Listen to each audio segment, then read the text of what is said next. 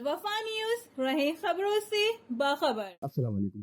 وعلیکم السلام۔ ڈاکٹر صاحب کیا سمجھتی ہیں آپ کہ اس وقت پاکستان کو ترقی کے لیے تعلیم کی کتنی ضرورت ہے؟ سب سے پہلے تو عاصم آپ کا اور الوفا نیوز کا بے حد شکریہ کہ آپ نے اتنا امپورٹنٹ میسج کے لیے مجھے موقع دیا۔ کسی بھی چیز کی بیک گراؤنڈ میں اگر دیکھا جائے، کوئی بھی علم ہو، جب علم حاصل نہیں کیا جائے گا، کوئی بھی شعبہ ہو، اس میں آگاہی حاصل نہیں ہوگی تو وہ کامیابی سے تو نہیں ہمکنار ہو سکتا۔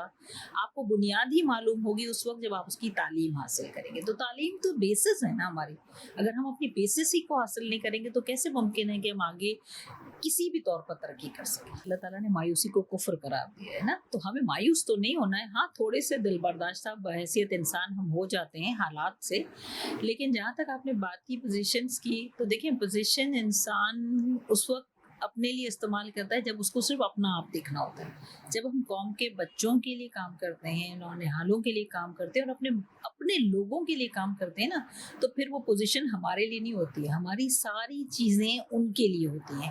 ہمارے تھرو اگر ہم اپنے تھرو کوئی راہ ان کے لیے بچھا سکتے ہیں تو وہی کام ہم نے کرنے کی کوشش کی۔ ابتدا ہم نے انفارمیشن ٹیکنالوجی سے کی، اور اس وقت کی جب انفارمیشن ٹیکنالوجی بالکل شروعات کی اسٹیج میں پاکستان میں تھا، مجھے اچھی طرح یاد ہے کہ شروع میں جب ہم بات کرتے تھے آئی ٹی کی تو لوگ ہمارا مذاق اڑاتے تھے۔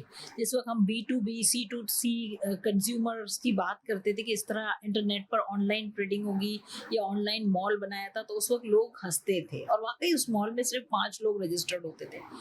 لیکن اس کے بعد پھر میں نے ہماری ای شاپ کا ایک اسٹارٹ کیا، تو اس میں مجھے بہت فائدہ، اور اس وقت میں دیکھا کہ دراز جو تھا وہ ایک چھوٹے سے آفس پہ تھا، اور ہمارا ای شاپ جو تھی، ہماری ای شاپ وہ بہت بڑا پلیٹ فارم بن گئی تھی۔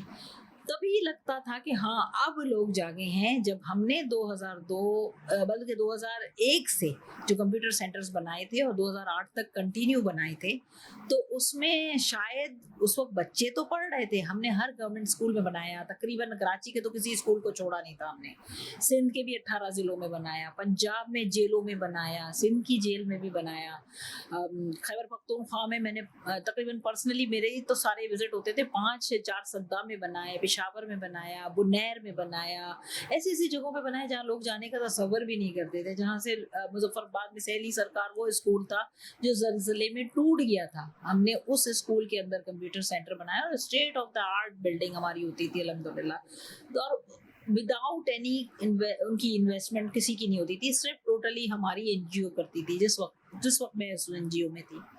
بٹ اللہ قریب کی رحمت کرے اس کے بانی کو بھی، کہ وہ ان کا ایک ویژن تھا، اور وہ واقعی ویژن آج نظر آتا ہے جب بچے آن لائن چیزیں منگوا رہے ہیں، کبھی کھانا منگوا رہے ہیں، کبھی ضرورت کا سامان منگاتے ہیں، تو اب سمجھ میں آتا ہے کہ دیکھیں ہم تو اس وقت بنیاد ڈال رہے تھے، یہ آج سمجھے کہ اس درخت نے آج پھل دیا ہے۔